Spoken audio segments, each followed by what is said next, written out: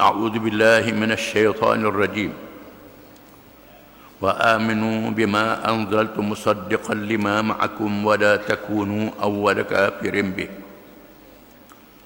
ولا تشتروا بآياتي ثمنا قليلا وإياي فاتقون ولا تلبسوا الحق بالباطل وتكتموا الحق وأنتم تعلمون وأقيموا الصلاة وآتوا الزكاة واركعوا مع الراكعين.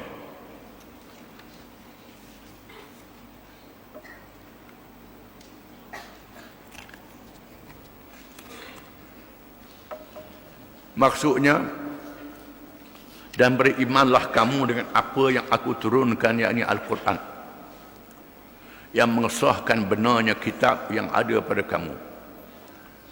Dan janganlah kamu menjadi orang-orang yang mula-mula kafir engkar akan dia, yang akan Quran. Dan janganlah pula kamu menjadikan ayat-ayatku sebagai harga yang untuk membeli kelebihan-kelebihan yang sedikit faedahnya. Dan pada akulah sahaja hendaklah kamu bertakwa.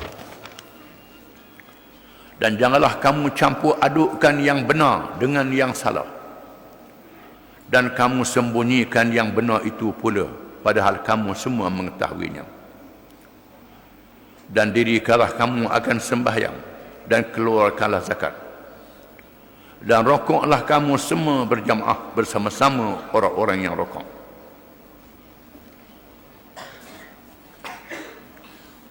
Ayat-ayat ini masih lagi ditujukan kepada orang-orang Yahudi ahli kitab. Merupakan salah satu kumpulan masyarakat majmuk di Al-Madinatul Munawwarah, tempat Nabi mendirikan pemerintahan Islam. Mereka diterima hidup bersama dengan masyarakat Islam secara tahaluf, persefahaman. Dan ada kalangan mereka yang bermusuh, tetapi mereka sentiasa mendapat maklumat. Di Madinah Allah Ta'ala menurunkan ayat-ayat yang dikandungi yang terkandung dalam surah Madaniyah, surah yang diturunkan di Madinah, secara khusus ditujukan kepada golongan ahli kitab, orang-orang Yahudi dan orang-orang Kristian. Yang pertama, orang-orang Yahudi. Mereka berkumpul ramai-ramai di Madinah dengan tujuan untuk menunggu kedatangan Nabi akhir zaman, yang disebut dalam kitab Taurat, yang disebut oleh nabi-nabi mereka. Dan tiap-tiap orang nabi Bani Israel berbai'ah, berikrar, sekiranya sempat dengan Nabi akhir zaman, akan beriman, akan menolong dan berjuang bersama dengan Nabi akhir zaman itu. Ayat ini ditujukan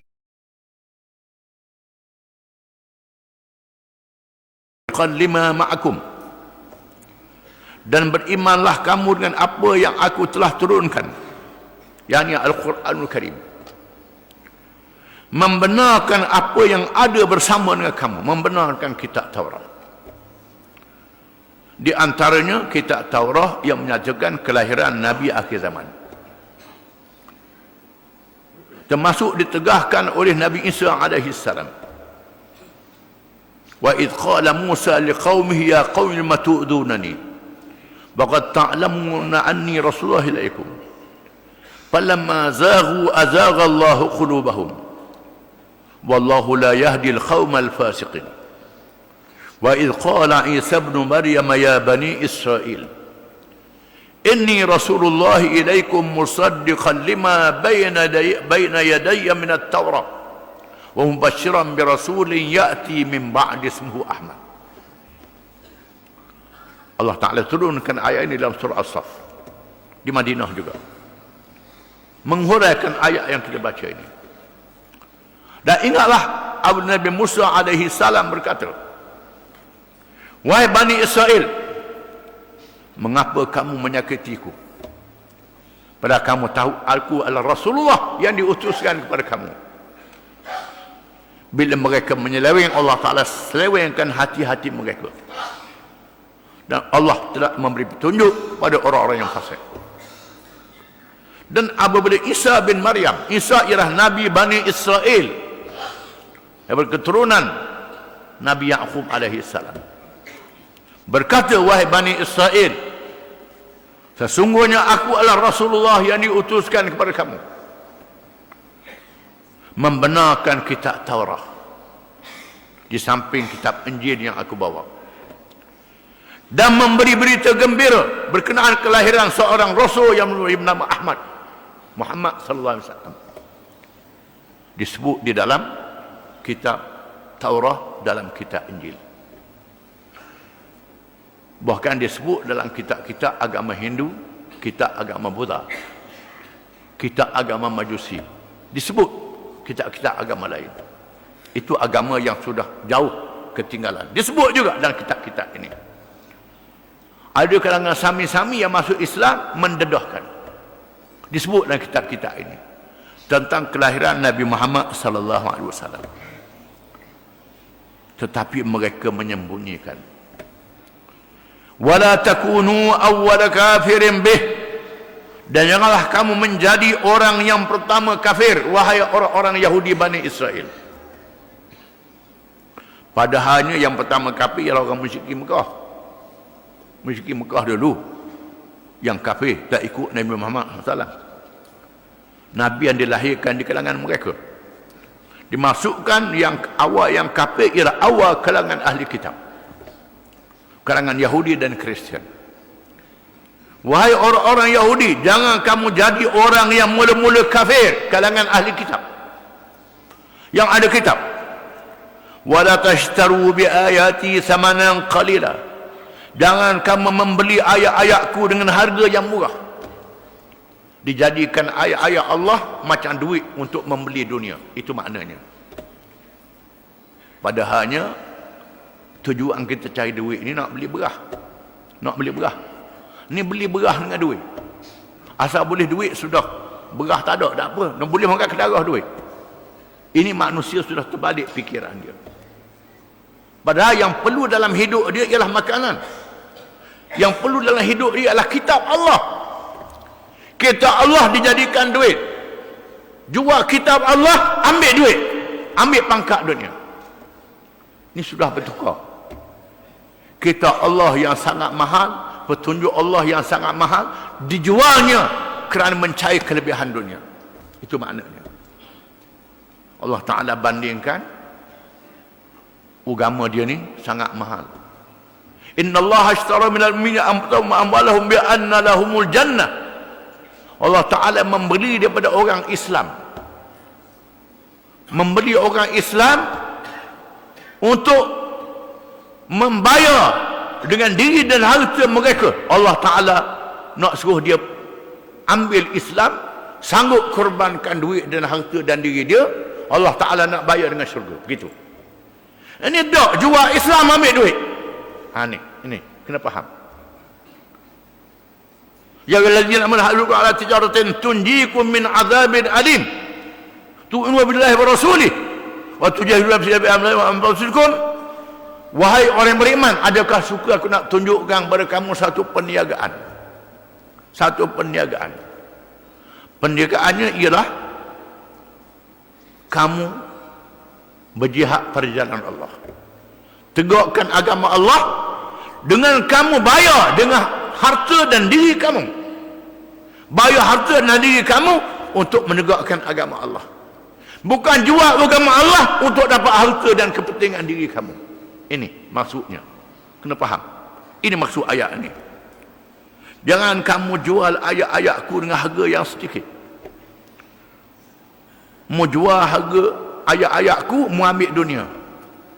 Ambil kesenangan, ambil kemewahan. Ayat-ayat Allah dijual, tak diamal.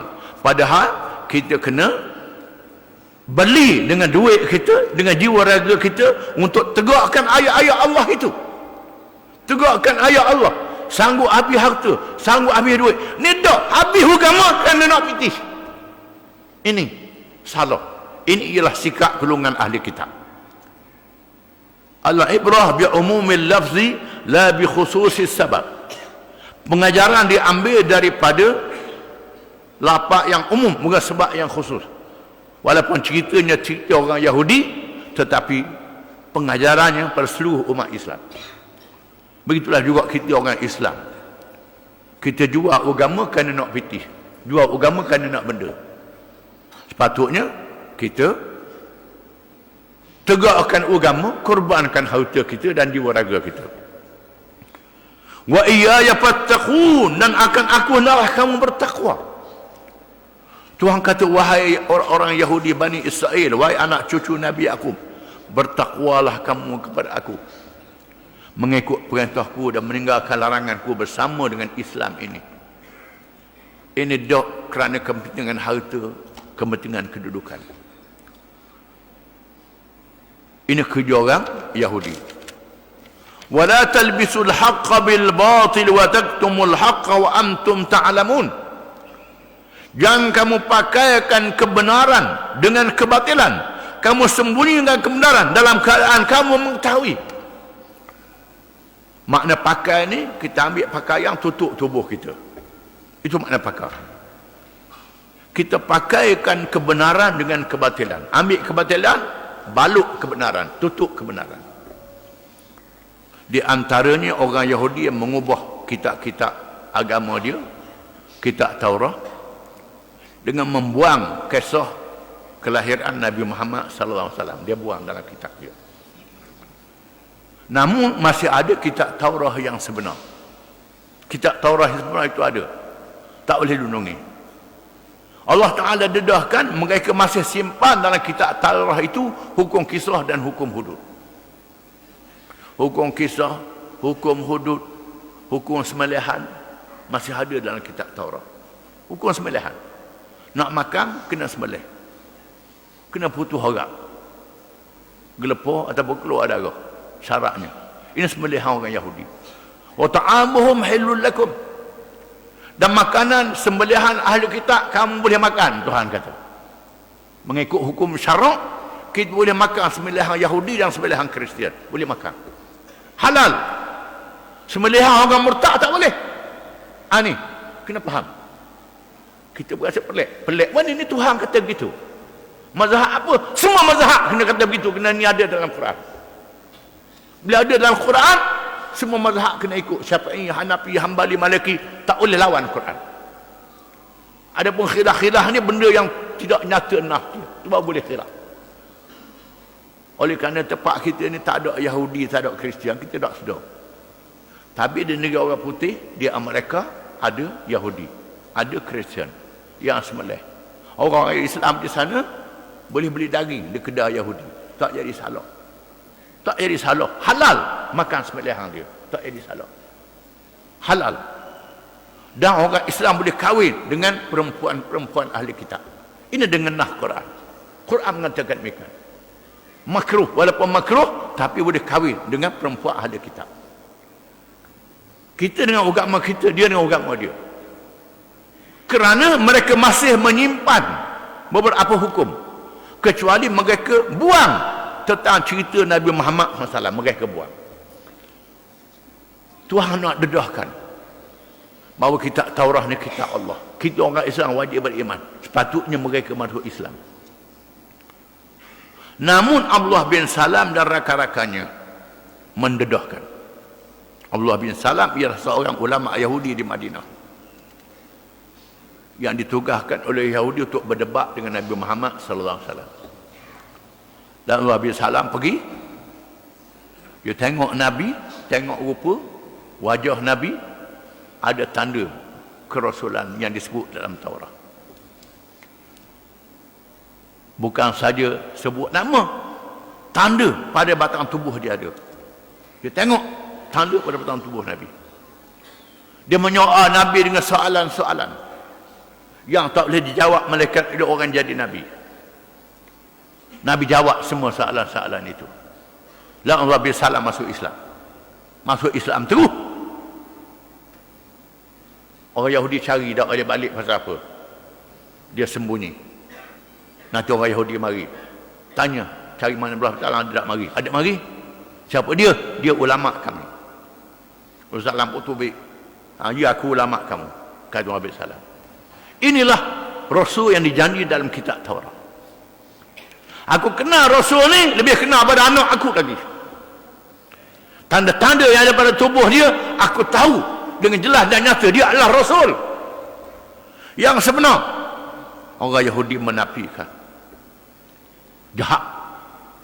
Kerana ta'asub perkauman, kerana Tuhan lantik Rasul bukan dari kalangan bangsa Yahudi, latih orang Arab, mereka marah. Urusan latih Rasul ni kerja Tuhan, bukan kerja manusia. Tuhan yang menentukan siapa jadi Rasul, bukan manusia yang menentukan. Ini perangai huduh orang-orang Yahudi, perangai jahat. Allah Ta'ala dedahkan lagi di Madinah berlaku kes zina di kalangan orang-orang Yahudi. Berlaku kes zina, mereka jatuhkan hukuman oleh kerana yang berzina ni banyak orang-orang bangsawan, pemimpin-pemimpin. Kalau kena hukum hudud, pemimpin yang kena hukum hudud. Lalu ulama mereka hukum sendiri pakai lomo dengan arang.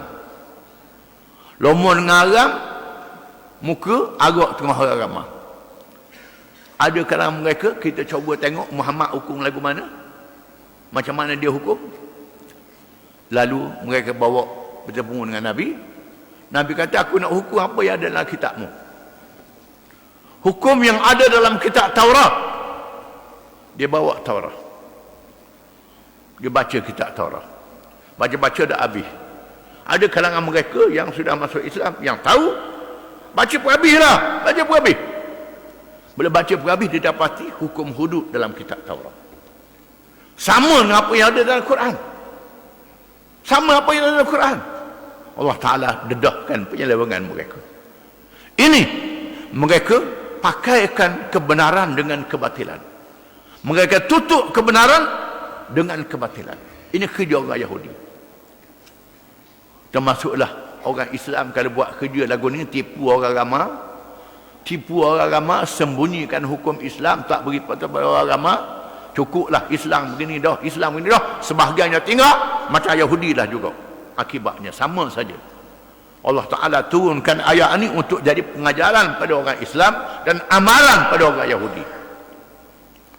Wa aqimus salata wa atuz zakah warka'u ma'ar raki'in.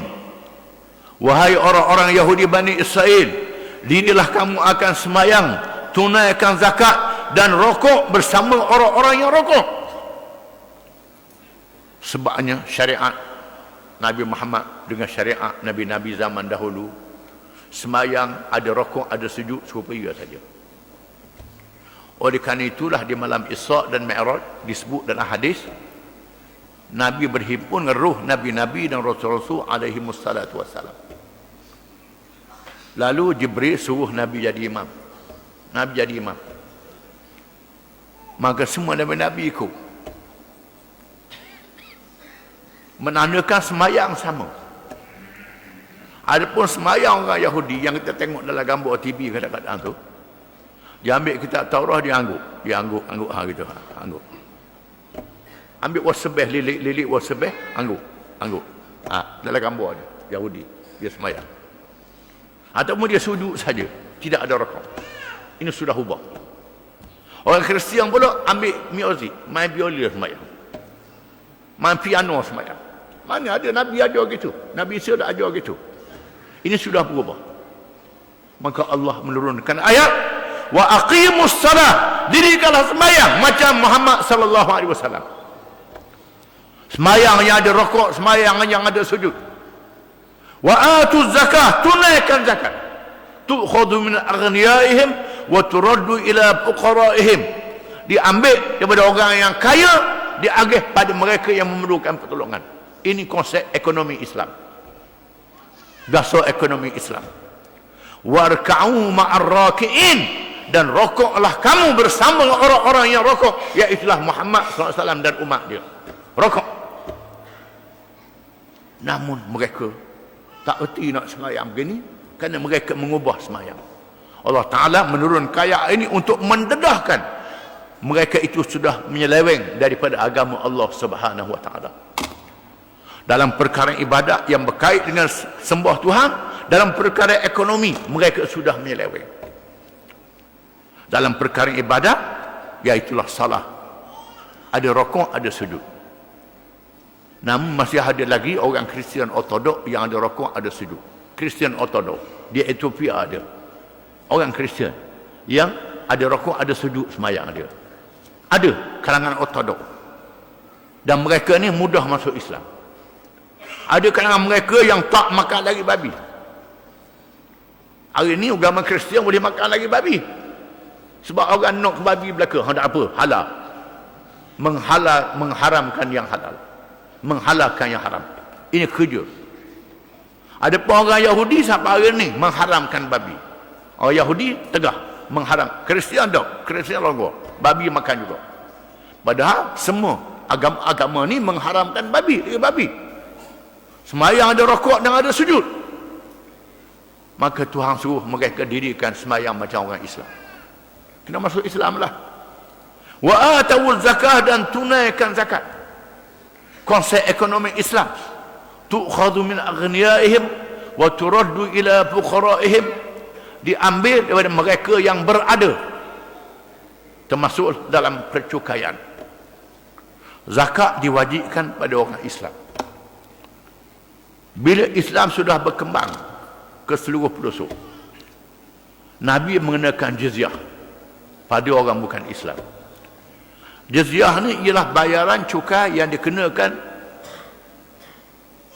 kepada orang bukan Islam sebagai balasan untuk menjaga keselamatan mereka. Tujuannya untuk jaga keselamatan. Diambil daripada mereka yang kaya banyak. Mereka yang miskin, mereka yang sederhana. Mereka yang miskin ikut kemampuan. Yang tak terlalu miskin tak ambil. Padri, sami tak ada kerja, tak ambil jizyah. Tak ambil jizyah. Bila Saidina Umar menghantar Abu Ubaidah Amir bin Jarrah mengepalai Islam di Syam. Oleh kerana tentera Islam menghadapi ancaman tentera Rom yang jumlahnya 1 juta. Orang Islam dalam 2-30 ribu saja. Menyebabkan orang Islam tidak boleh menjamin keselamatan mereka. Lalu Abu Ubaidah membatalkan jizyah. Membatalkan cukai. Di sini menunjukkan bahawa zakat tak boleh dibatalkan. Cukai boleh dibatalkan. Zakat diambil pada orang Islam, ibadat. Orang bukan Islam cukai, bukan ibadat. Mereka terkejut, tengok. Terkejut macam mana? Kami lebih rela duduk di bawah kerajaan Islam, kata mereka. Kerana kerajaan kafir yang sama agama dengan kami teruk lagi kena cukai. Menyebabkan mereka terima kerajaan Islam. Saidina Umar mengembangkan lagi. Setelah kalahnya Rom dan Parsi. Rom Parsi kalah. Maka banyak ladang-ladang yang dahulunya milik kalangan bangsawan. Orang miskin tak ada peluang untuk memiliki tanah. Lalu dibahagikan pada rakyat yang miskin. Yang masuk Islam kena zakat pertanian. Zakat pertanian, orang yang masuk Islam. Zakat pertanian, zakat tanaman. Pertanian ialah hasil-hasil gandum, padi, jagung, makanan mengenyangkan. Tanaman dalam mazhab Syafi'i, anggur dengan khemar, tak boleh, hal lain tak ada. Mazhab Hanafi kata, dok, semua kena zakat. Hasil pertanian, hasil tanaman, kena zakat. Ini mengikut mazhab Hanafi. Syafi'i, anggur dengan khemar je. Hanafi tidak, kena. Kelapa sawit kena. Kita berasa pelik. Kerana mazhab Hanafi berkembang di negeri yang berbagai-bagai hasil. Syafi'i duduk Mekah je, ada buah kemar dengan buah anggur je. Ini dia.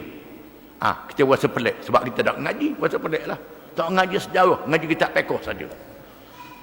Kemudian dikenakan kharat muqasamah dan kharat wazifah. Muqasamah ialah mengikut pengeluaran hasil pertanian dia, hasil tanaman dia. Ini muqasamah. Wazifah mengikut jenis tanah dia. Jenis tanah ini, jenis ni. Maka wazifah termasuklah kawasan-kawasan perumahan yang diperniagakan. Ini dalam kharat wazifah. Ada di dalam sistem pemerintahan Islam. Orang Islam kena zakat perdagangan. Zakat perniagaan, orang bukan Islam dia kenakan usyur. Usyur ialah diambil daripada perniagaan orang yang bukan Islam. Usyur. Orang Islam dia kenakan zakat perniagaan. Yang bukan Islam dia kenakan cukai perniagaan. Ini dia. Diambil daripada mereka yang berada, bukan mereka yang miskin. Ini pemerintahan Islam. Pemerintahan Islam. Bahkan dalam mazhab Hanafi, membenarkan dia ambil cukai harta-harta haram di kalangan orang bukan Islam. Orang bukan Islam dia pergi babi, dia menega arak sama-sama dia. Mazhab Hanafi kata boleh ambil cukai dan letak dalam akaun khas, dibelanjakan untuk sama-sama bukan Islam. Tak boleh belanja untuk orang Islam. Ini duit haram. Duit haram ambil daripada dia, belanja ke dia juga. Ini mazhab Hanafi. Ini semua dalam pemerintahan Islam. Di masa pemerintahan Umar bin Abdul Aziz, Umar bin Abdul Aziz mengenakan khumus ma yustakhraju minal bihar, 1/5 daripada hasil laut. Oleh kerana laut bukan tanaman, bukan ternakan, benda yang liar, dia ambil 1/5 daripadanya. Ini kaedah Umar bin Abdul Aziz, seorang pemerintah Islam yang adil. Ini termasuk wa aqimus salah wa atuz zakah tu'khadhu min aghniyaihim wa turaddu ila fuqaraihim. Diambil daripada mereka yang berada, bukan mereka yang tidak berada. Yang tak berada tak kena cukai. Maka konsep GST yang diamalkan pada hari ini semua agama belaka. Ini tak betul. Salah dari segi pencukaian dalam Islam. Ini kena faham. Diambil daripada mereka yang berada, bukan mereka tak berada. Ini kerana tak ada arah, tak tahu nak gagal duit, agama belaka. Habis. Kena belaka, ambil semua. Dengan berbagai-bagai cara dan helok. Kalau balik kepada Islam, Allah Ta'ala beri keberkatan. Berkat ni tak ada dalam kaum bukan Islam, ada dalam Islam. Wa annal qura amanu wattaqau la fatahna 'alaihim barakatin minas sama' wal ard walakin kazzabu. Kalau sekiranya penduduk negeri itu beriman dan bertakwa, kami buka berkat yang turun dari langit dan keluar daripada bumi. Ini jaminan daripada Allah Ta'ala. Allah Ta'ala beri jaminan. Kalau ikut Islam, Tuhan beri keberkatan. Jadi Allah Ta'ala suruh dalam ayat ini, wa aqimus salah, dirikan sembahyang, wa atuz zakah, tunaikan zakat. Konsep ekonomi Islam yang adil. Warka'u ma'ar raki'in, dan rokoklah kamu bersama orang yang rokok. Kerana sembahyang tak rokok. Kalau ikut Islam kena ada rokok dan sujud. Wallahu a'lam.